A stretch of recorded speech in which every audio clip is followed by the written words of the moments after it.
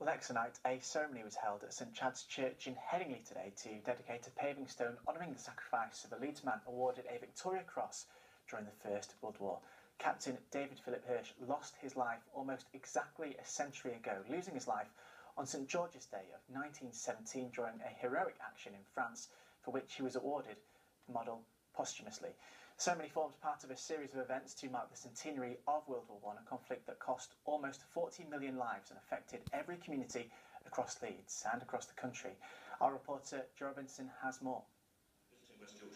Brought together beneath the arches of St Chad's Church this afternoon, men and women from across Leeds gathered to mourn the loss of millions through the loss of one. Joining together to honour the sacrifice of Captain David Philip Hirsch, or Pip as he was known, were current servicemen, surviving family members, members of the public and local leaders, who united in prayer and in song to pay tribute to a man who died almost 100 years ago.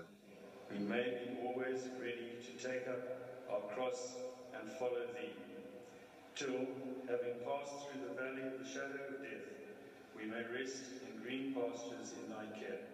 After a brief service, the congregation marched down to St Chad's War Memorial, flanked by a guard of honour. This is far from the first such event seen in Leeds in previous months, with our city dedicating itself to a campaign of events around the centenary of the Battle of the Somme last year, one of the bloodiest battles of the war. The Battle of the Somme saw horrific casualties amongst the Leeds Pals Battalion, and by the end of the war, there wasn't a street in Leeds that was not affected in some way.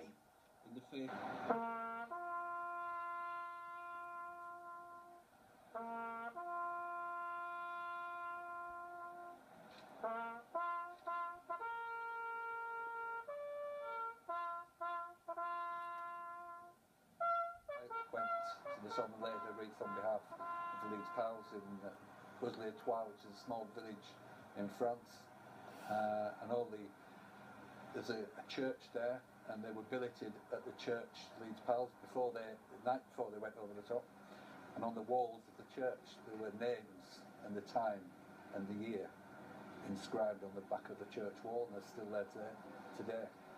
That was a very, very moving event, because I think there was 950 that joined up and 750 were killed in the first day.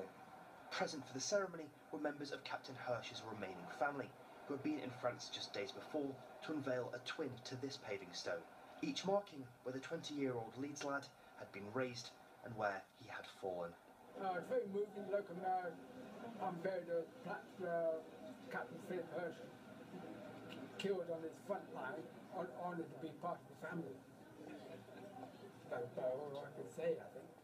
Many of the centenary events of the First World War have been used to debate the lessons and mistakes, both on and off the battlefield, that led to such horrendous loss of life. And one of those lessons felt keenly by many of those in attendance is that the public should never lose touch with the suffering and struggle experienced by soldiers on the battlefield, past or present. We have soldiers in our regiment, and there were one or two here today, and they take great inspiration from what their forebears did. We've had soldiers fighting in Iraq and Afghanistan and indeed elsewhere. And so it's important for our youngsters, it's important for our soldiers that we don't have a disconnect between what they do now and how they do it, and remember the way that their predecessors used to do it as well. And it's more relevant, if that's possible now, than it has been for many years. The heroic actions of Captain Hirsch and others will no doubt continue to inspire as a series of war centenary events continue into the coming years. The challenge will be to ensure that the vital lessons of the war are not lost once the public spotlight moves on. On the air, I'm Joe Robinson. Yeah, Joe Robinson reporting there. Well, elsewhere today, a pedestrian